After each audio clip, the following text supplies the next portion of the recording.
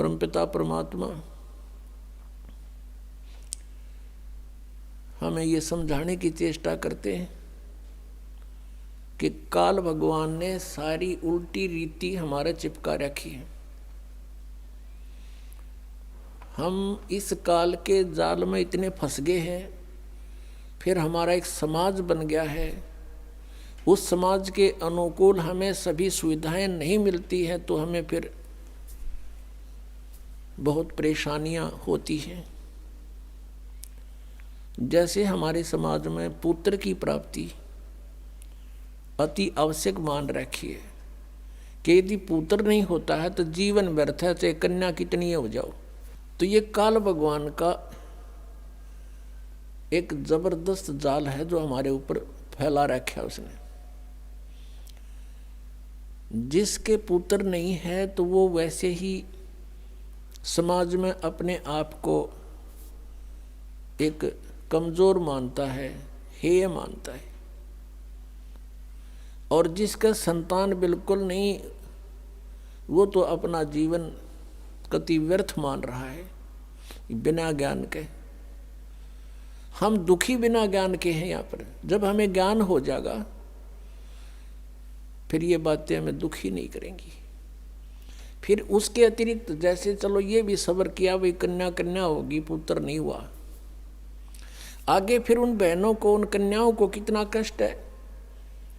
जैसे उनके बच्चों का विवाह होता है, भाई है नहीं तो बात ही नहीं आया, तो उस दिन बहन खूब रोवे, चाहे दूसरा चाचे तहुआ का कितना ही कुछ कर लो। फिर एक हमने और बना रखा है रक्षाबंधन। उस रक्षाबंधन के दिन फिर रोवे वह बहन जिसका भाई को ना। बता वो रक्षा कर देगा अपनी बहन की, वो भाई जो रक्षाबंधन जिसका बांधन जावे है कि मेरी रक्षा करिए भाई तू। एक बहन बता रही थी कि रक्षाबंधन के दिन, नाम लेने से पहले की बात है, नाम लेने के बाद हम नहीं करते ये, क्योंकि हमें पता लग जाता है। अब उसको ज्ञान हुआ उस बात का कि मैं अपने भाई के घर गई हुई थी, अपने मायके, रक्षाबंधन वाले दिन इंतजार कर रही थी भाई आओगा, रक्षा बांधूंगी, अब रक्षाबंधन उसका बांधूंगी। पहुंची, भाई नहीं आया, उसका शव आया। उस दिन एक्सीडेंट हो गया, दुर्घटना होगी, टक्कर मार कर रोए सारा परिवार। अब जो भाई अपनी ही रक्षा नहीं कर सकता, बहन की कहां से कर देगा। जो रक्षा करने वाला है उसकी तरफ ध्यान भी को नहीं। तो परमात्मा ये याद दिलाते हैं कि तुम समर्थ का शरणा गहो रंगोरी हो, और फिर कबू ना हो अकाज राम रंगोरी हो। पुण्यात्मा, यदि आपने परमात्मा पाना है और काल के जाल से छूटना है तो इस परमात्मा के दिए विधान के अनुसार चलना पड़ेगा। लोक लाज ना कीजिए निर्भय हो रहिए, ये मन संतों दीजिए तो गोविंद पाइए। बहु सागर जूनी जन्म हरिदास मिटावें, बहुर बहुर नहीं आ वही फिर मुक्ता पद पावें। ऐसे हरिजन संत हैं संगत नियत की जय, इस झूठे जग की लाज में ना ही चत दीजिए। किसी भी संत का इतिहास देख लो, उन्होंने सबसे पहले यही कहा है कि लोक लाज मर्यादा जगत की तृण जो तोड़ बगावे, जब कोई राम भगत गत पावे। मीराबाई ने कहा था,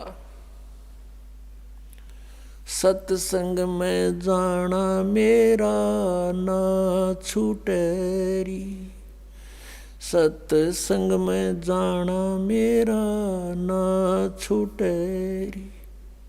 हारी चाहे जड़ के मरो संसारे, सत्संग में जाना मेरा ना छूटेरी। यानी हम अपने उद्देश्य पर इतने दृढ़ होंगे तब हम परमेश्वर के निकट पहुंचाएंगे। गरीबदास साहिब जी कहते हैं कि इन पिछलों की जो रीति है ये तुरंत त्यागनी होंगी। हमारे लिए सबसे बड़ी बाधक ये है तो उनको हमें त्याग कर ही परमात्मा प्राप्ति होगी। तो पुण्यात्माओं, परमेश्वर का पाना बहुत आसान है। काल ने हमें इतना उलझा दिया, जैसे भी किसी के संतान नहीं है उसको ये कहा करते थे कि इसकी तो सुबह दर्शन भी ना होने चाहिए।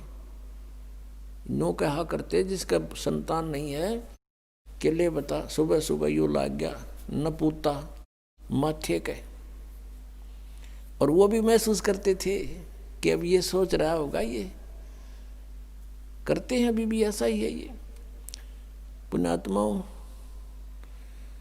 यहाँ काल की सारी उल्टी रीति है।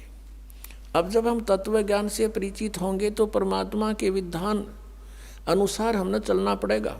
लोक लाज की परवाह नहीं करनी होती। कबीर साहब कहते हैं, मात पिता सुख स्त्री आलस बंधु कान और संत मिलन को जब चले ये अटकाव आण। इनका अटकाया अटके नहीं और संत मिलन को जा कह कबीर सो संत है आवागमन नशा।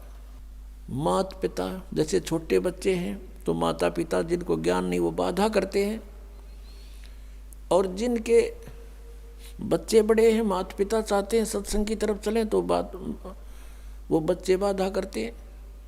किसी की पत्नी बाधा करती है, किसी का पति बाधा करता है, कहीं बंधु कान यानी लोक लाज।